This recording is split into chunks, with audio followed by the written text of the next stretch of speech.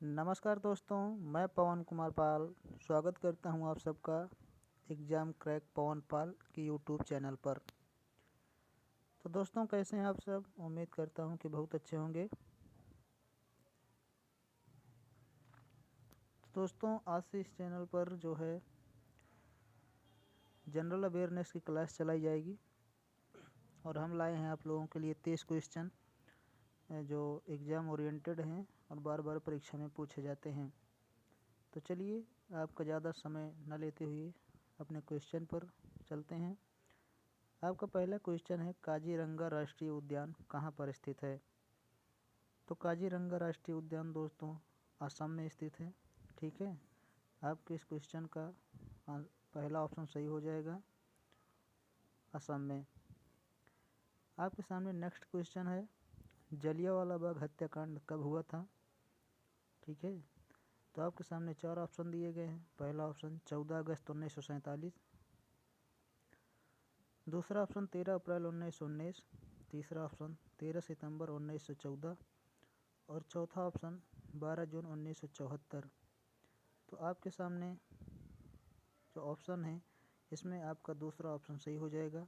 13 अप्रैल सन 1919 को ये हुआ था। ठीक है, जलियांवाला बाग हत्याकांड।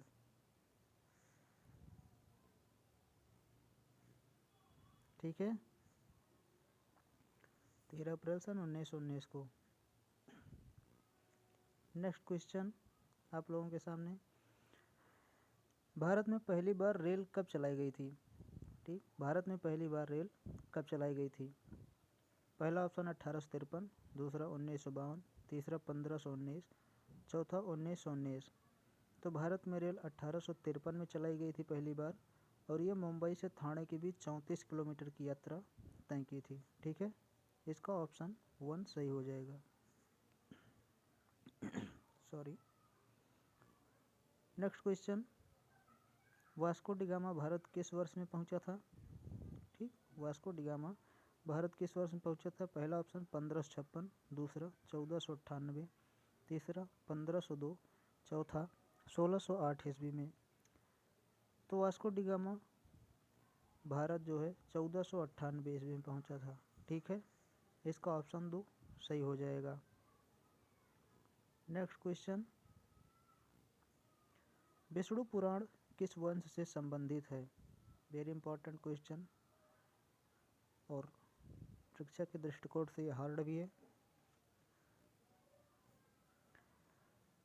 तो आपके सामने 4 ऑप्शन, पहला ऑप्शन है गुप्त वंश से, दूसरा है पाल वंश से, तीसरा है मौर्य वंश से और चौथा है चौहान वंश से।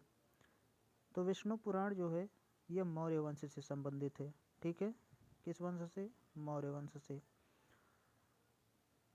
इसको याद करने का सबसे सिंपल तरीका ये भी होता है कि विष्णु भगवान का जो मुकुट है वो उस पर मौर्य का पंख होता है, मोर का, और विष्णु पुराण मौर्य वंश से संबंधित भी है। ठीक, चलिए नेक्स्ट क्वेश्चन, वायु पुराण किस वंश से संबंधित है?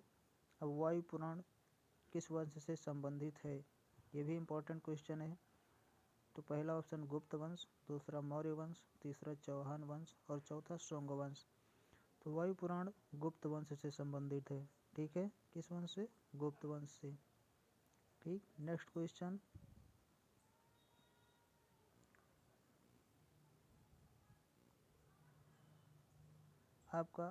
आप लाल किला घूमने गए हैं तो बताइए कि आप किस शहर में हैं। ठीक, ऐसे भी क्वेश्चन आते हैं। तो आप लाल किला घूमने गए हैं तो आप बताइए किस शहर में है, मुंबई में, राजस्थान में, दिल्ली में या कलकत्ता में।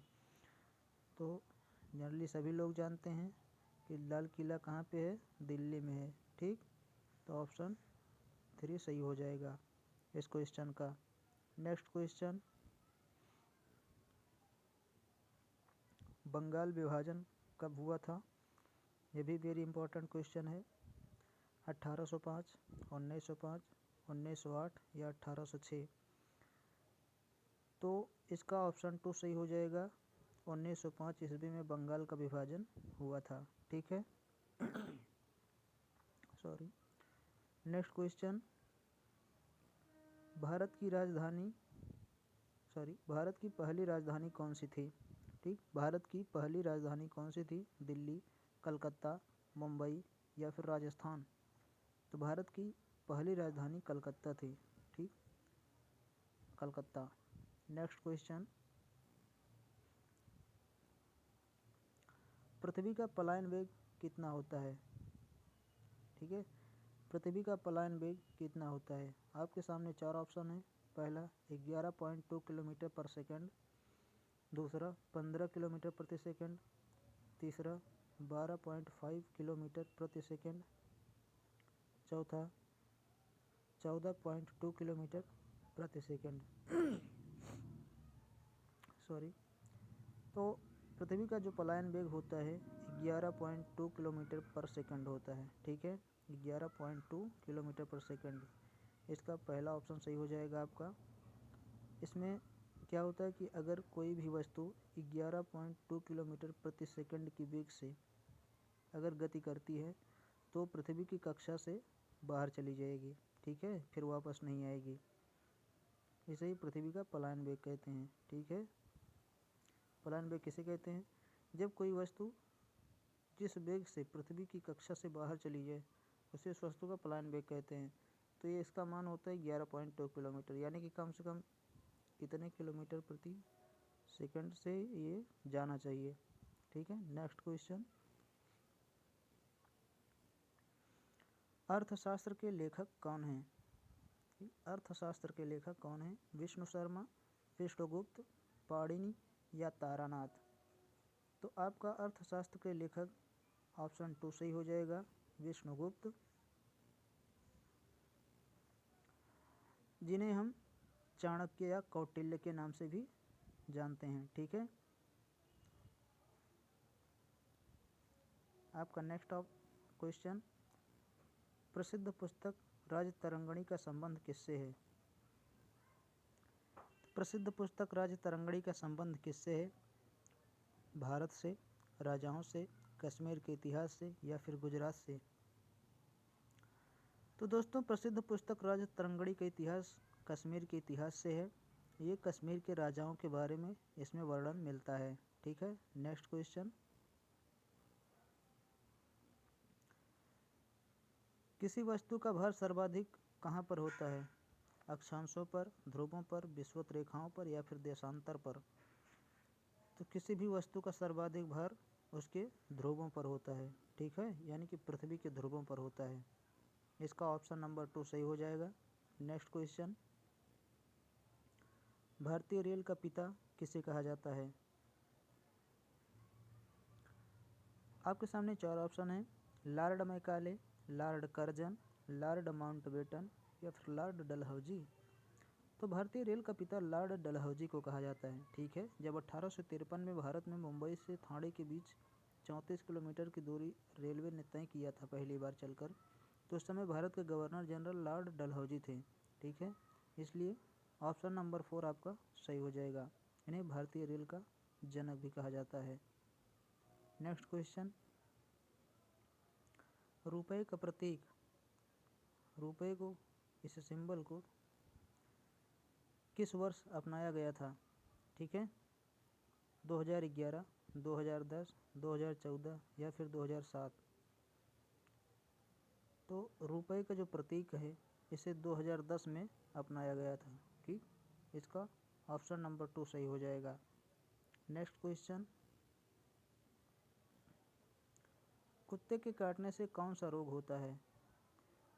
आपका चार ऑप्शन, पहला ऑप्शन है मलेरिया, दूसरा ऑप्शन है हैजा, तीसरा ऑप्शन है कोई रोग नहीं होता, चौथा ऑप्शन है रेबीज।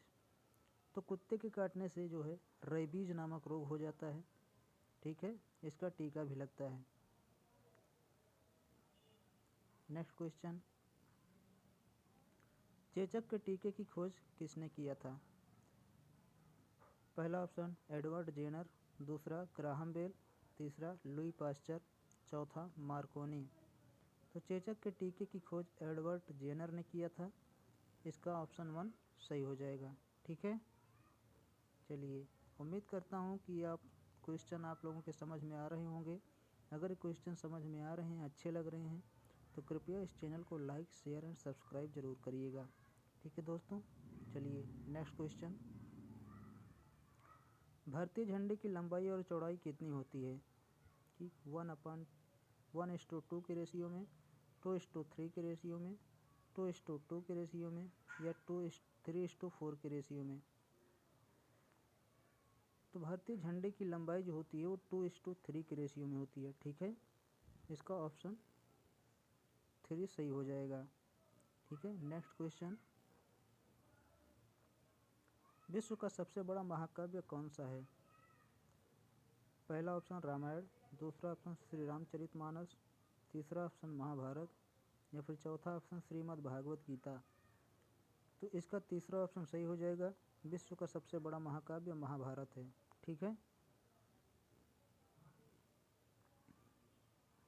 Next question. महाभारत का पुराना नाम क्या था?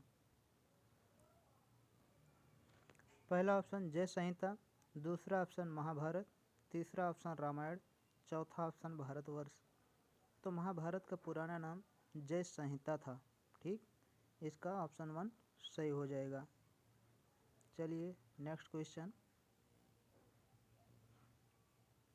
लेंस की फोकस दूरी का मात्रक क्या है? ठीक है, लेंस की फोकस दूरी किस में नापी जाती है? पहला ऑप्शन किलोमीटर, दूसरा ऑप्शन मीटर, तीसरा ऑप्शन सेंटीमीटर, चौथा ऑप्शन डायोप्टर। तो लेंस की फोकस दूरी जो होती है वो डायोप्टर में मापी जाती है। ठीक है, 1 डायोप्टर, 2 डायोप्टर, इस तरीके से। Next question. भारत का दक्षिणतम बिंदु कौन सा है? ठीक है, भारत का दक्षिणतम सबसे अंतिम बिंदु कौन सा है? इस क्वेश्चन का पूछने का मतलब ये था। तो पहला ऑप्शन जम्मू कश्मीर, दूसरा हिंद महासागर, तीसरा इंदिरा पॉइंट, या फिर चौथा केरल। तो भारत का सबसे दक्षिणतम बिंदु जो है वो है इंदिरा पॉइंट।